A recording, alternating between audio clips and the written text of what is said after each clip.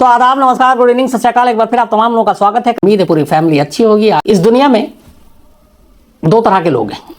एक जिनके पास पैसे नहीं, वो बड़ा परेशान रहते हैं बेचारे, मजबूरी में, गरीबी में।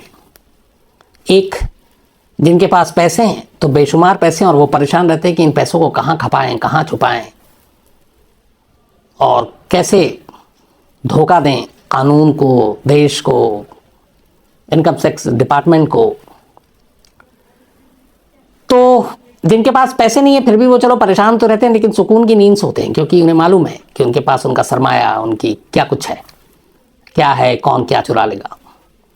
जिनके पास बेशुमार पैसे होते हैं, बेइंतहा दौलत, और जो पैसे के साथ हेर फेर करते हैं, टैक्स की चोरी करते हैं, ऐसे लोगों को रात को भी नींद नहीं आती। शायद बहुत सारे ऐसे लोगों से मैंने बात भी की थी, कहते हैं हाँ यार, मतलब कई लोगों को अच्छी नींद आती तो कहते तुम बहुत खुशकिस्मत हो कि बेफिक्र होते हो और यूँ बिस्तर पे आते हो और सो जाते हो। और परेशान लोग जागे रहते हैं कि क्या हो जाए, पता नहीं कब छापा पड़ जाए, कब भेद खुल जाए। ये सारी चीज़ें इसलिए आपको बता रहा हूँ कि आज दोपहर को दिल्ली के जामनगर में ऑफिस है एक ईडी का, इन्फोर्समेंट डायरेक्टरेट, या ये कहें प्रवर्तन निदेशालय। ईडी का काम होता है हमारे देश में ये जो पैसे का लेन देन है, फेरा, फेमा, मनी लॉन्ड्रिंग, मतलब एक तरह से फाइनेंशियल करप्शन, इसकी ये जांच करती है। और एक चीज़ और आपको बताऊं कि अब से पहले हमारे देश में जो बाकी एजेंसियां थी जांच की, जैसे सीबीआई हो या अलग अलग स्टेट की पुलिस हो, उनकी एसआईटी हो, एसटीएफ हो, ये सब ज़्यादा पावरफुल हुआ करती थी। खासतौर पर देश में सबसे ज़्यादा सीबीआई, कहते हर सरकार सीबीआई को अपने तरीके से इस्तेमाल करती है और अपने विरोधियों को, अपने दुश्मनों को परेशान करने के लिए उनके पीछे सीबीआई लगा देती, सीबीआई की जांच होती। और इसीलिए ज़्यादातर पहले तो ये था कि सीबीआई कायदे से होम मिनिस्ट्री के अंडर में आती, लेकिन फिर एक चलन चला कि वो सीधे पीएमओ के अंडर में आने लगी। Prime minister direct CBI director उसको रिपोर्ट करता है। सीबीआई के डायरेक्टर की जो अपॉइंटमेंट होती है वो भी आप देखिए कि उसमें कमेटी जो होते हैं 3 लोग होते हैं, prime minister, leader of opposition और chief justice of supreme court. ये 3 लोग तय करते हैं कि अगला सीबीआई डायरेक्टर कौन होगा। लेकिन ये एक गुजरे ज़माने की बात हो गई, इधर एक नया ट्रेंड चला है। बहुत सारे हमारे जो आईपीएस और बाकी दोस्त हैं उनसे पता चलता है कि अब सीबीआई डायरेक्टर बनना है, या किसी शहर का पुलिस कमिश्नर बनना है, या किसी स्टेट का डीजीपी बनना, उससे ज़्यादा बड़ी बात हो गई आजकल ईडी का डायरेक्टर बनना, इन्फोर्समेंट डायरेक्टरेट का डायरेक्टर बनना। शायद इंडिया में इस वक्त देश में अपने इससे ताकतवर पोस्ट कोई है ही नहीं, यानी कि ईडी का डायरेक्टर, जो अभी कुछ साल पहले तक जिसका कोई मतलब नहीं था। ईडी को बहुत सारे लोग तो नाम भी नहीं जानते थे, लेकिन अब ईडी एक सबसे मोस्ट पावरफुल एजेंसी हो गई है। उसकी वजह यह है कि ईडी के जरिए ही आप जो बड़े बड़े ताकतवर लोग हैं, आप उनको शिकंजे में ले सकते हैं। बड़ी बड़ी कंपनियों के मालिक, बड़े बड़े बिजनेस घराने के लोग। तो ईडी ऐसे लोगों के खिलाफ एक तरह से हथियार के तौर पर भी ईडी का इस्तेमाल हो रहा है। आप सुनते रहते होंगे लगातार न्यूज़ में, ईडी ने यहाँ छापा मारा, ऐसे सम्मान किया, उसे बुलाया। उसी कड़ी में आज दोपहर अचानक ऐश्वर्या राय बच्चन दिल्ली में जामनगर में, जो पार्लियामेंट से मुश्किल से 1.5 किलोमीटर की दूरी पर है, वहाँ हाजिर होती हैं। ईडी ने 2 बार उनको सम्मन भेजा था, एक लास्ट नवंबर में भेजा था, और अब उन्होंने कुछ माफ़ी मांगी थी, कुछ बिजी थी कि बाद में हालांकि मेल पे जवाब दिया, पर वो पेश नहीं हुई, पेशी से छूट ली। लेकिन आखिरकार आज उन्हें पेश होना पड़ा पनामा पेपर्स लीक्स के मामले में। ये नाम आपने सुना होगा, कई क्राइम तक फैमिली मेंबर ने मुझे कई बार कहा था पनामा पेपर लीक की कहानी सुनाइए, बट इसमें इतने सारे पेचोखम, उलझन, इतने सारे गणित, लॉ फर्म, फाइनेंस, टैक्स चोरी, तो मुझे लगा कि कितना पढ़ना पड़ेगा, तो मैं टालता रहा था। बट आज ऐश्वर्या राय बच्चन की जब पेशी हुई तो मुझे लगा यह मौका सही है, तो आज आपको कहानी सुनाता हूँ। शायद अब तक की सबसे बड़ी जो एक खोजी पत्रकारिता जिसे कहें, ये उसका नतीजा है पनामा पेपर लीक्स। दुनिया भर के बड़े बड़े ताकतवर लोग, बड़े बड़े बिजनेस घराने के लोग, स्पोर्ट्स की फील्ड के लोग, फिल्म स्टार,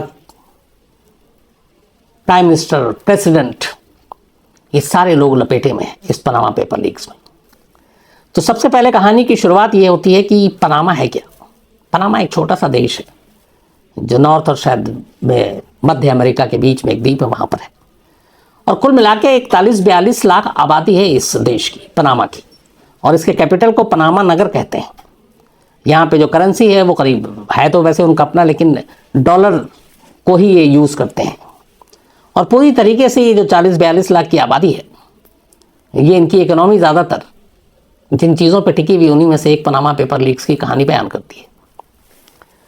तो पनामा से ये कहानी शुरू होती है, पनामा के एक लॉ फर्म से ये कहानी शुरू होती है। और पनामा में पहले ये कैसे लीक हुआ, क्या हुआ और उसमें क्या कुछ है, उससे पहले आपको ये बताऊं कि करीब पनामा में एक लॉ फर्म कंपनी है जिसका नाम है मोज़ैक फोंसेका। अब ये लॉ फर्म कंपनी है वहाँ की। अब ये करती क्या है?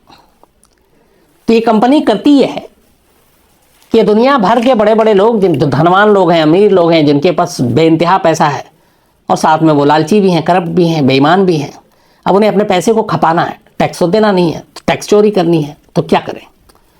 तो ये कंपनी उनके लिए आइडियल कंपनी है। वो कहती है तुम आओ, हम तुम्हें टैक्स चोरी करना, मनी लॉन्ड्रिंग, पैसे को बचाना, ये सारी चीज़ें हम तुम्हें मुहैया कराएंगे सुविधा। बदले में उनकी कुछ मामूली सी फीस होती है।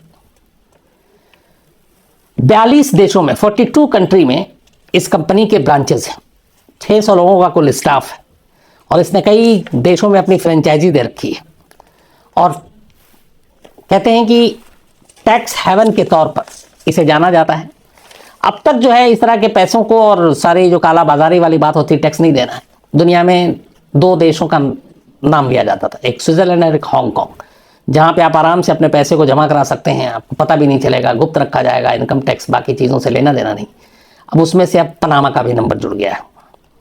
तो ये पनामा की जो लॉ फर्म कंपनी है, असल में इसका बेसिक काम ये है कि ये दुनिया के रईसों को, दुनिया की दूसरी कंपनियों को एक तरह से शेल्टर देती है और फर्जी कंपनी इनको बेचती है। मतलब एक कंपनी जिसका वजूद ही नहीं है दुनिया में, और वो कंपनी खोल देगी। उस कंपनी के बाकायदा स्टाफ भी होंगे, बाकायदा लेटर हेड भी होगा। वो कंपनी सब कुछ, जैसे कोई भी एक कंपनी आप नाम उठाकर देख लीजिए, लेकिन ये सिर्फ कागजों पे होगा, हकीकत में नहीं।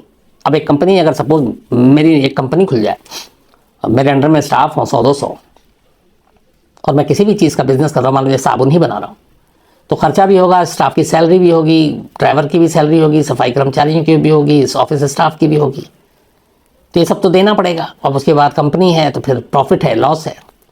लेकिन यहाँ ये है कि इस लॉ फर्म कंपनी ने दुनिया भर में ये कहा कि हम आपको कंपनी बेच रहे हैं और एक कंपनी आपके नाम पर खोल रहे हैं, और उसके सारे आपके कागजात और सारी चीज़ें कर ली। अब उसके लेन देन, प्रॉफिट, ये सब गुप्त है।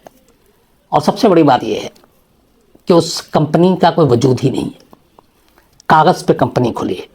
अब आप दिखा रहे हैं कि ये $50,000 का या $1,00,000 की कंपनी है और इसमें इतना खर्चा है, एम्प्लॉय की सैलरी है, तो आप तो अपने आप बच गए। जब इतना खर्चा दिखा रहे हैं तो टैक्स वैक्स है, लेकिन असल में तो कंपनी को है ही नहीं, वो तो कागज़ पे है। अब मेरे पास फालतू के पैसे हैं, मैंने एक कंपनी खरीद ली और मैंने दिखा दिया कि मेरा सालाना खर्चा है 10 लाख का है, स्टाफ, सैलरी, बाकी चीज़ें, लेकिन यहाँ तो कुछ दे ही नहीं रहा हूँ मैं, क्योंकि कंपनी हो तब तो दूँ, सैलरी किसको दूँ। लेकिन उस 10 लाख के खर्चे को दिखाकर मैं इनकम टैक्स और बाकी चीज़ों से तो बच गया।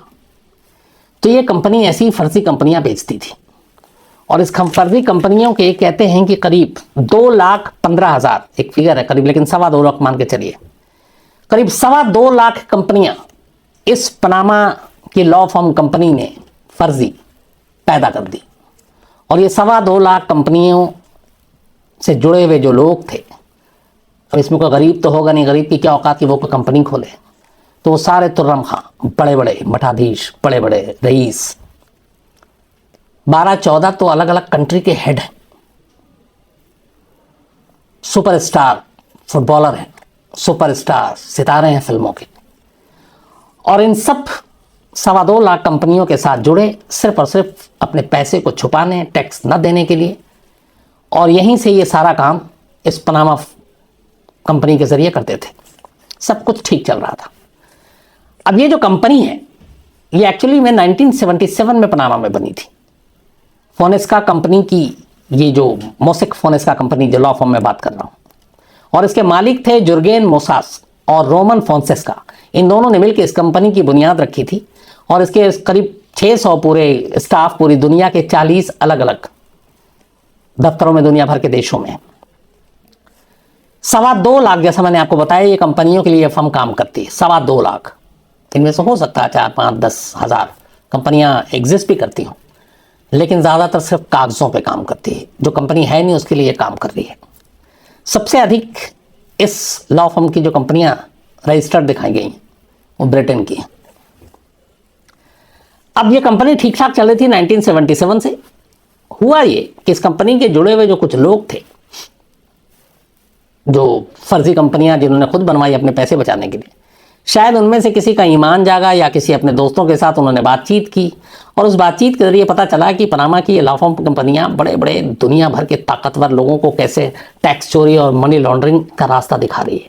जो कंपनियां हैं ही नहीं, एग्जिस्ट ही नहीं कर रही, वो सारी कंपनियां बनी हुई हैं। पूरे एक देश, दो देश नहीं, दुनिया का शायद ही कोई ऐसा देश हो जिसके लोग इससे अछूते रहे। तो जब ये बात पता चली 2013 में, इस कंपनी के पेपर लीक होने शुरू हुए, जो 2.25 लाख कंपनियों का मैंने आपको जिक्र किया। किसने किया ये आज भी एक राज है, लेकिन एक गुमनाम शख्स ने इस पेपर को लीक किया और इसके करीब 1 लाख बल्कि 1 करोड़ 10 लाख डॉक्यूमेंट्स जो कंपनियों से और दुनिया भर के लोगों से जुड़े हुए थे, 1 करोड़ 10 लाख डॉक्यूमेंट्स, दस्तावेज उसने हासिल कर लिए पनामा पे इस कंपनी से, लॉ फर्म से। उसके बाद उसने उसको अलग अलग पेन ड्राइव और उसमें भर के, जिसमें से यह है कि 2.6 TB का डेटा था पनामा पेपर लीक्स का। तो उसने ये सारी चीजें ली और लेने के बाद 2013 की ये बात है, 2013 में इसको पहली बार लीक किया गया और इसको लीक किया गया एक जर्मन न्यूज़पेपर है उसके पास इसे भेजा गया और वहां भेजा गया कि ये किस तरीके से दुनिया के ताकतवर लोग फर्जी कंपनियों के नाम पे अपने पैसे, अपने देश के पैसे छुपा छुपा कर यहां पे लाकर रख रहे हैं और जिस कंपनी का कोई वजूद नहीं है और सब टैक्स चोरी कर रहे हैं। तो एक जर्मन न्यूज़पेपर था एसजेट, उससे इन्होंने कांटेक्ट किया और ये सारे जो डॉक्यूमेंट्स थे 1 करोड़ 10 लाख इस कंपनी से जुड़े हुए, वो उन्होंने उस न्यूज़पेपर को दे दिया। अब उस न्यूज़पेपर को भी ये देख के उसका दिमाग घूम गया। 1 करोड़ 10 लाख डॉक्यूमेंट्स पेपर पढ़ना अपने आप में, मतलब एक न्यूज़पेपर के एम्प्लॉय टोटल कितने होते होंगे, चूंकि न्यूज़पेपर में भी काम किया, अभी चैनल में तो 200 अगर मैक्सिमम बहुत ज़्यादा ले लें तो हम 300 400, अब कहाँ 1 करोड़ 10 लाख डॉक्यूमेंट्स। अब ये सारी चीज़ें आ गई। अब जब ये जर्मन न्यूज़पेपर ने इसको जो भी देखना शुरू किया तो उनके भी रोंगटे खड़े हो गए, क्योंकि उसमें नाम ऐसे ऐसे थे बड़े बड़े लोगों के, आगे चल के मैं उनका नाम आपको सबको बताऊंगा। और हर देश के पता नहीं कितने कितने लोग, जैसे अपने इंडिया के 500 नाम है इस पनामा पेपर लीक्स में, जो इस टैक्स चोरी और इन सारी चीज़ों में फंसे हुए हैं। तो अब उस जर्मन न्यूज़पेपर को लगा कि ये उसके अकेले बस की बात नहीं है, तो वो क्या करे। इसी के बाद उसने तय किया कि इस पर एक बड़ी जांच होनी चाहिए और इस जांच के लिए बड़े पैमाने पे लोगों की जरूरत पड़ेगी। तब अमेरिका की एक एनजीओ आगे आई और अमेरिका की इस एनजीओ ने आगे आने के बाद दुनिया भर के मीडिया हाउसेस से संपर्क किया कि ये अब तक का सबसे बड़ा खुलासा है, लेकिन इसको स्टडी करने की जरूरत है। ये नहीं कि पेन ड्राइव में किसी ने दिया और किसी का नाम ले लिया तो बस उस नाम भर से आप उसको रुसवा कर दें, आप उसे बदनाम कर दें। पहले उसकी जांच होनी चाहिए, उसकी ऑथेंटिसिटी को चेक करना चाहिए। तो इसी के बाद इस जर्मन न्यूज़पेपर और उस अमेरिकन एनजीओ की मदद से एक इन सारे डॉक्यूमेंट्स को एक फोरम बनाया गया, international consortium of investigative journalism ICIJ। और इस ICIJ को यह काम सौंपा गया कि वो इन 1 करोड़ 10 लाख दस्तावेजों की पड़ताल करे, जांचे कि ये कितना सच है कितना झूठ है। ICIJ में 78 कंट्री, 78 देशों के 107 मीडिया हाउसेस को शामिल किया गया।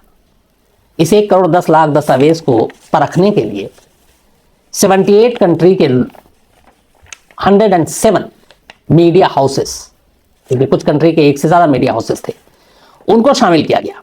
अब 107 मीडिया हाउसेस, 107 मीडिया हाउसेस के अराउंड 400 जर्नलिस्ट, जो इन्वेस्टिगेटिव जर्नलिस्ट थे, खोजी पत्रकार, उनको इसमें शामिल किया गया कि आप इन सारे पेपर को चेक करें।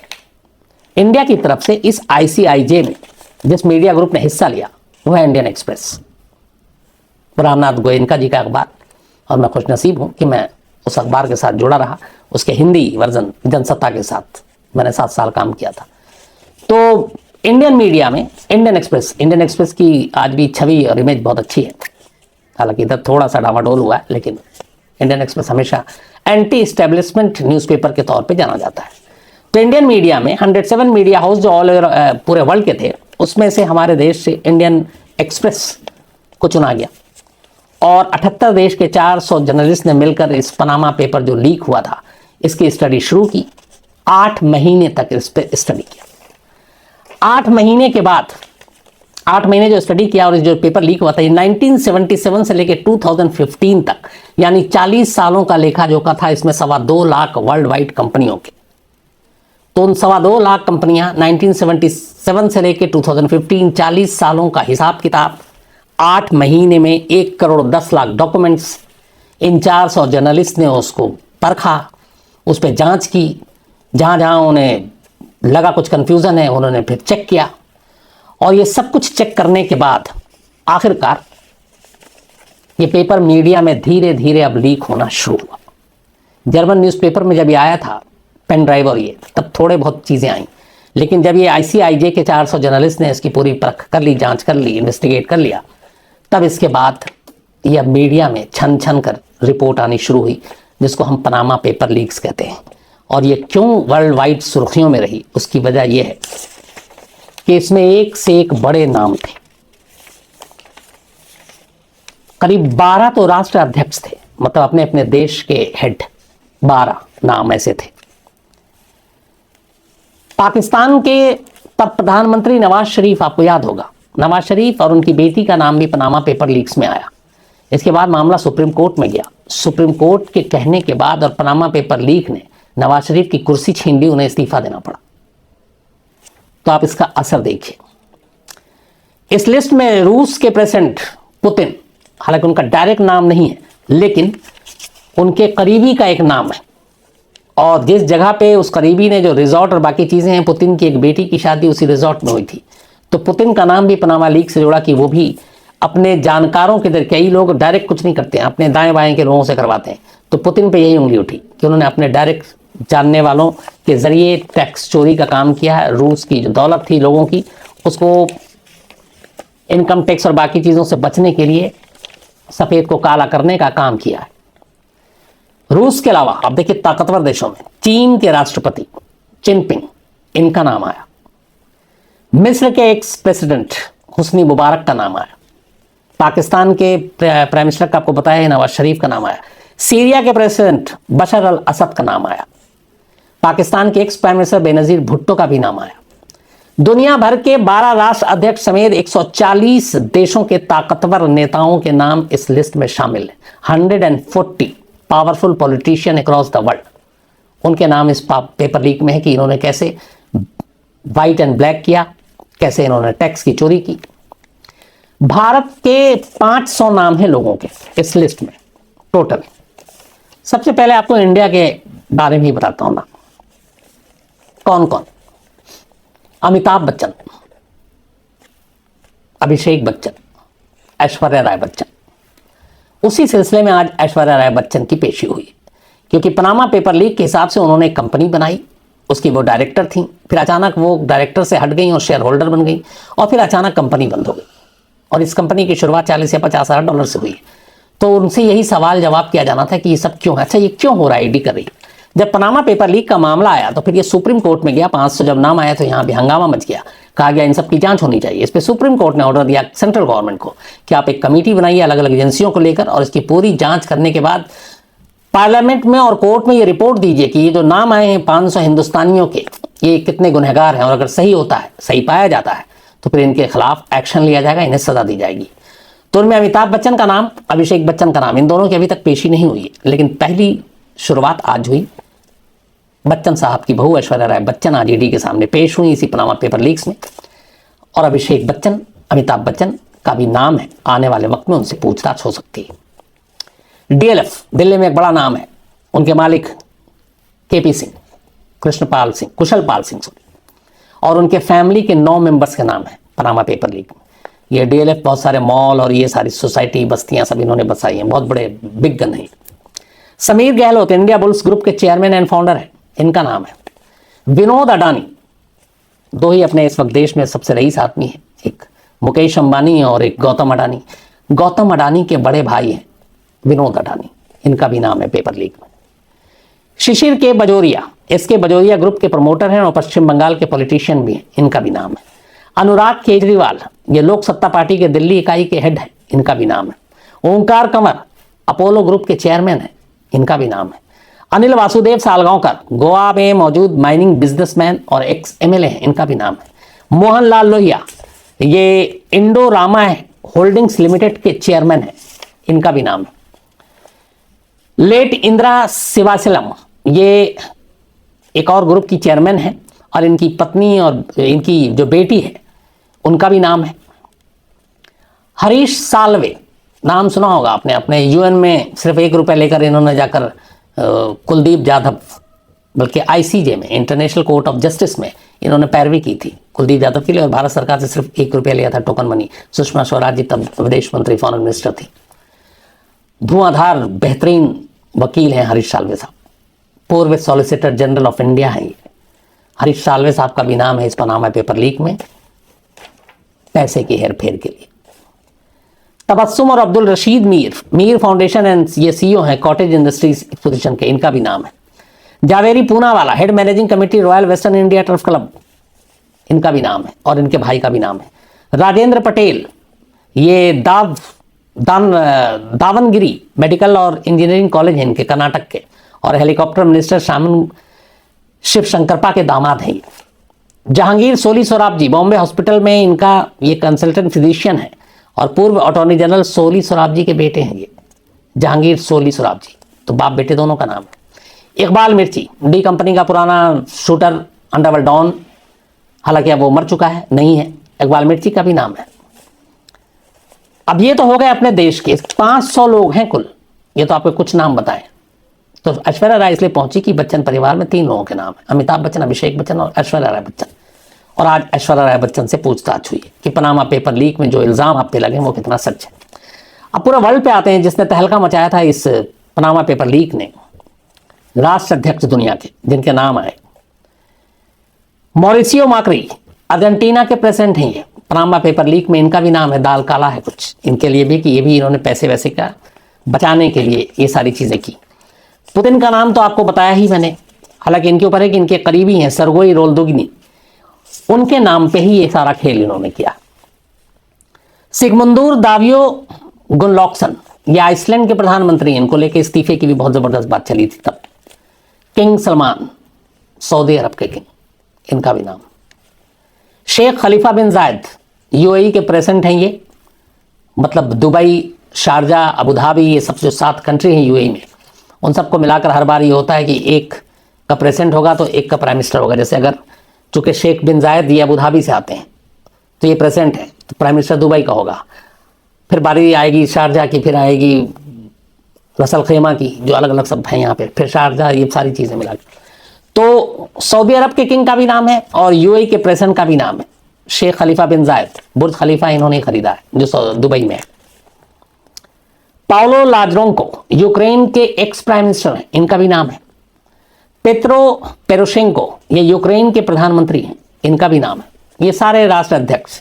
अब और आइए कुछ अच्छी चीज़ों पे बताता हूँ, जो अच्छी क्या बोलूँ, मतलब हमें लगता है कि ये सब बड़े बड़े सितारे हैं, लेकिन पैसा हर इंसान को पता नहीं कहीं ना कहीं लालच में चोर भी बना ही देता है। वरना कौन सोच सकता है कि दुनिया जिसकी दीवानी है, इतने पैसे एक एक सीजन के लिए। मेसी की बात कर रहा हूं मैं, फुटबॉल के सुपरस्टार, 2 ही नाम हैं इस वक्त, रोनाल्डो और मेसी। मेसी और उनके फादर का भी नाम है पनामा पेपर लीक में। एक और फुटबॉलर है मिशेल प्लेस्टिनी, इनका भी नाम है। एक और फुटबॉलर है लियोनार्डो ओलेओ, इनका भी नाम है, और ये लेस्टर सिटी के टॉप स्कोरर रहे थे। गैब्रियल इवान हिंज, अर्जेंटीना के ये खिलाड़ी हैं और मैनचेस्टर यूनाइटेड और रियल मैड्रिड के लिए भी खेल चुके हैं, ये भी पनामा पेपर लीक में। इसके अलावा ली शियालोंग, चीन के एक्स प्रेसिडेंट, और उनकी बेटी का भी नाम है इसमें। यान कैमरन, ब्रिटेन के प्रधानमंत्री डेविड कैमरन के फादर, ब्रिटेन के, उनका भी नाम है। मरियम सफदर, पाकिस्तान के जो ex prime minister Nawaz Sharif, उनकी बेटी का नाम है। अला मुबारक, मिस्र के पूर्व राष्ट्रपति हुस्नी मुबारक के बेटे और बिलियनर बिजनेसमैन, इनका भी नाम है। मुनीर मजीदी, मोरक्को के किंग हैं और उनके पर्सनल सेक्रेटरी और बड़े बिजनेसमैन, इनका भी नाम है। ये उनके किंग के पर्सनल सेक्रेटरी हैं। क्लाइरिव खुलुबेसे, ये दक्षिण अफ्रीका के राष्ट्रपति जैकब जुमा के भतीजे हैं, इनका भी नाम है। तो अब ये सारे नाम वर्ल्ड के करीब 500 हिंदुस्तान के, ये है पनामा पेपर लीक्स। तो अब धीरे धीरे जब लीक हुआ तो हर देश ने अपने अपने यहाँ जांच कमेटी बिठाई और कहा कि ये सब जो लोग फर्जी कंपनियां, जो कंपनी इस दुनिया में है ही नहीं, सिर्फ कागज पे है, पैसे बचाने के लिए, टैक्स को छुपाने के लिए बना रहे हैं और खेल कर रहे हैं इतने सालों से, इनके ऊपर जांच करो और अगर ये गुनहगार है तो इन्हें उनके हिसाब से सजा दो। तो फेमा के तहत इसमें चूंकि फॉरेन करेंसी इन्वॉल्व है, जो ऐश्वर्या राय बच्चन का केस उसमें ये कि उन्होंने एक कंपनी बाहर खोली है और वो डॉलर में सारी लेन देन हुई है, तो अब वो हैं तो भारतीय नागरिक, तो उनको उस हिसाब से सारी चीज़ें बतानी पड़ेंगी। और यहाँ जब जांच हुई तो पता चला कंपनी नाम की तो कोई चीज़ नहीं है, तब वो सारे पैसे, वो सारी चीज़ें उनको हिसाब किताब देना होगा। अब इस पर जुर्माना भी हो सकती है और गिरफ्तारी भी हो सकती है अगर साबित हो गया तो ये आज ऐश्वर्या राय की वजह से पनामा पेपर लीक्स मुझे आप तक पहुंचाने में काफ़ी मेहनत मशक्कत करनी पड़ी, क्योंकि हार्डकोर क्राइम में क्या होता है कि मुझे पता होता है कि मुझे क्या कहना है, क्या बोलना है और समझ में आता है, सब्जेक्ट मेरा है तो उस पर मेरी बपौती है। लेकिन जहाँ फाइनेंस और ये सारी चीज़ें आ जाती हैं तो थोड़ा सा नर्वस भी होता हूँ और फिर लगता है कि यार जिस बारे में ज़्यादा जानकारी नहीं हो तो ज़्यादा मत बोलो। तो अगर मुझसे इसमें कोई गलती हुई होगी तो एक क्राइम तक फैमिली, चूँकि फैमिली मैं इसीलिए कहता हूँ थोड़ा चालाक हूँ, ताकि कभी गलती करूँ तो आप फैमिली समझ के मुझे माफ़ कर दें और बुरा ना माने। तो इसमें भी अगर कुछ कहीं पे हिसाब किताब कुछ गड़बड़ हुआ तो मैं उम्मीद करता हूँ आप बहुत प्यार से मुझे माफ़ कर देंगे। बाकी क्राइम की, हार्डकोर की, बाकी ऐसी खबरें सुनाने में मुझे भी मज़ा आता है और आप लोगों को भी सुनने में मज़ा आता है, बट कभी कभी ऐसी कहानियाँ भी सुन लेनी चाहिए। तो आज कहानी में इतना ही, लेकिन ख़त्म करूँ उससे पहले अपना सिलसिला। साहिल झुझारिया जी का जन्मदिन है, तो हैप्पी बर्थडे साहिल, आप हमेशा अच्छे रहें, खुश रहें। अंकेश पटनायक बालंगीर से हैं, इनका भी आज जन्मदिन है, तो हैप्पी बर्थडे अंकेश। और अविनाश पटनायक जी ने भेजा है। उषा करांदे, ये ठाणे मुंबई के पास वहाँ रहती हैं, आज इनका भी जन्मदिन है, तो हैप्पी बर्थडे उषा जी। और गोविंद जी ने भेजा है। इसके अलावा विकेश सिंह है, हालांकि मैं विकास सिंह सब नाम सुना है, विकेश स्पेलिंग मिस्टेक नहीं है तो फिर यही होना चाहिए। इनका भी आज जन्मदिन है, तो हैप्पी बर्थडे विकेश। और ज्योति सिंह जी ने भेजा है रांची से, इनके भाई हैं ये, तो आप तमाम लोगों को बहुत बहुत शुभकामनाएं आपके जन्मदिन की। इसके अलावा आप रोहित कुमार हैं यमुनानगर से, मनमोहन कौशिक जी हैं और इन्होंने सवाल भेजा है कि आज़ाद भारत में कितनी महिलाओं को अब तक फांसी दी गई है। तो मैंने कई बार क्राइम तक में कहानी में बताई भी है, क्योंकि शबनम की जब भी सुनाई तब भी बताई कि अभी तक कोई रिकॉर्ड ऐसा नहीं है हमारे पास कि आज़ाद भारत में किसी महिला, किसी फीमेल को फांसी दी गई, अभी तक शायद दी ही नहीं गई है। जिसे भी दी जाएगी वो पहली होगी। हालांकि इसको लेके एक और भी है कि अब से पहले फांसी बहुत सारे देश में आज भी है कि जो डेथ पेनल्टी, फांसी के रिकॉर्ड को मेंटेन करके नहीं रखते हैं, छुपाया जाता है। तो ऑफ द रिकॉर्ड का पता नहीं, रिकॉर्ड पे अगर जाएंगे 47 से लेकर आज तक तो किसी फीमेल को फांसी नहीं दी गई। दीपक यादव जी हैं और इन्होंने कुछ स्टोरी भेजी है, मैं जल्दी सुनाता हूँ। अमृता वेदांत जी हैं, इन्होंने आज कहा है कि सरकार ने लड़की की शादी की उम्र 18 से बढ़ाकर 21 कर दी है, आपकी इस बारे में राय क्या है? मैं इसको थोड़ा सा पहले पूरा समझ लूँ और फिर अमृता जी पक्का अपनी राय दूंगा ईमानदारी से। शंकर सिंह सोलंकी जी हैं और ये गवरी लोक नृत्य राजस्थान की कहानी सुनना चाहते हैं। चलिए एक और आ गया, आप क्राइम से हटकर एकदम कोशिश करूंगा शंकर जी। करण चंदायता जी हैं हिमाचल प्रदेश और इन्होंने लिखा है कि एक इवेंट होनी है, यहाँ पुराना रिवाज आज भी चलता है और वो आपको चौंका देगा, तो आप मुझे कांटेक्ट कीजिए तो वो कहानी आपको ज़रूर सुनाएंगे। मैं करण चंदायता जी, पक्का सुप्रतिम बनर्जी को मैंने आपका मेल फॉरवर्ड किया, मैंने कहा आपसे वो कांटेक्ट करेगा, आप ज़रूर बताइएगा।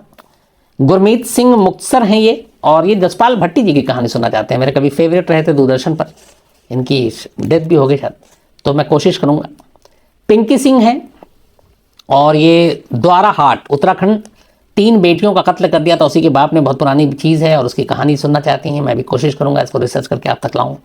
संदीप सरकार हैं असम से और ये डोहिल स्कूल, हॉरर स्कूल के भी नाम से जाना जाता है वेस्ट बंगाल में, उसकी कहानी सुनना चाहते हैं, मैं सुनाता हूँ आपको। दीपक गायकवाड़ जी हैं विरार से और 14 दिसंबर को इनका बर्थडे था, मैं मिस कर गया तो कोई बात नहीं, बिलेटेड हैप्पी बर्थडे दीपक गायकवाड़ साहब। आकाश मिश्रा जी हैं और इन्होंने लिखा है कि मैंने पता कर लिया शम्स का मतलब सन होता है यानी सूरज। Thank you very much. वैसे शम्स का मतलब सूरज ही होता है, मैंने पहले कई बार शायद बताया भी है। तो चलिए अच्छा लगा सुनकर आपसे कि आपने पता भी किया। साजिद लोहार हैं और इनका कहना है कि इनका सवाल अच्छा है कि कई बार आपके पास, चूँकि आप जब बताते हैं तो लगता है लोग कहानी की फरमाइश करते हैं, ये सुनाओ वो सुनाओ ये सुना दो, तो क्या आपके साथ कभी ऐसा हुआ कि लोग आपसे कहते हैं कि ये कहानी सुनाएं और आपको उस कहानी के बारे में कुछ पता ही नहीं, आप जानते भी नहीं है, और अगर ऐसा होता है तो फिर कितना टाइम लगता है आपको रिसर्च करने में? तो साजिद साहब, मैं भी इंसान हूँ, ज़रूरी नहीं है कि हर कहानी मैं जानूँ। इवन क्राइम की भी बहुत सारी ऐसी चीज़ें होती हैं जो मुझसे छूट सकती हैं, क्योंकि कई बार ऐसा होता है हमें लगता है ये बहुत छोटी स्टोरी है, हिंदुस्तान ही इतना बड़ा है, तो दूर दराज के इलाकों में कोई ऐसा क्राइम होता है जो हम तक पहुँच नहीं पाता, या हमें पता नहीं होता, या हम उसे लेते नहीं हैं, तो ऐसी कहानियों के बारे में जानकारी नहीं होती। लेकिन अगर कोई फरमाइश करता तो मुझे लगता है कि इस कहानी में कुछ तो होगा, तभी वो कह रहा है, तो फिर मैं वहाँ से अपनी मेहनत शुरू करता हूँ। फिर मैं अपने, चूँकि हमारा एक एडवांटेज ये है कि हमारे पूरे देश में, बल्कि विदेश में भी कई जगह हमारे रिपोर्टर के पूरा जाल है, तो उससे जानकारी लेता हूँ। फिर अलग अलग दूसरे न्यूज़पेपर, लोकल रीजनल न्यूज़पेपर या जो जर्नलिस्ट हैं उनसे पता करता हूँ, फिर और पढ़ने की कोशिश करता हूँ, फिर कुछ केस फाइल से रिलेटेड हो, कुछ पुलिस वालों से बात करता हूँ। तो वो सारी चीज़ें करने के बाद जब सारी रिसर्च कंप्लीट हो जाती है और लगता है कि हाँ अब मैं बोलने के लायक हूँ फैक्ट्स के साथ, तो फिर मैं वो कहानी सुनाता हूँ। लवली हैं कनाडा से, ये रोजल एगुलेरा मेडेरस, देखिए अब नाम ही मैंने पहली बार सुना है। एक ट्रक ड्राइवर है जिसे 110 साल की सजा हुई, उसकी कहानी सुनना चाहते हैं। तो लवली साहब, मैं पक्का इसको रिसर्च करके आपको सुनाऊंगा। इसके अलावा दीपक पराशर जी हैं, और ये सांबा स्पाई केस के बारे में, सांबा जासूसी केस के बारे में जानना चाहते हैं, तो मैं ये भी कोशिश करूंगा। हालांकि इस केस के बारे में मैं जानता हूँ, ये अच्छी बात है कि कम से कम इसे मैं जानता हूँ। तो आज इतना ही।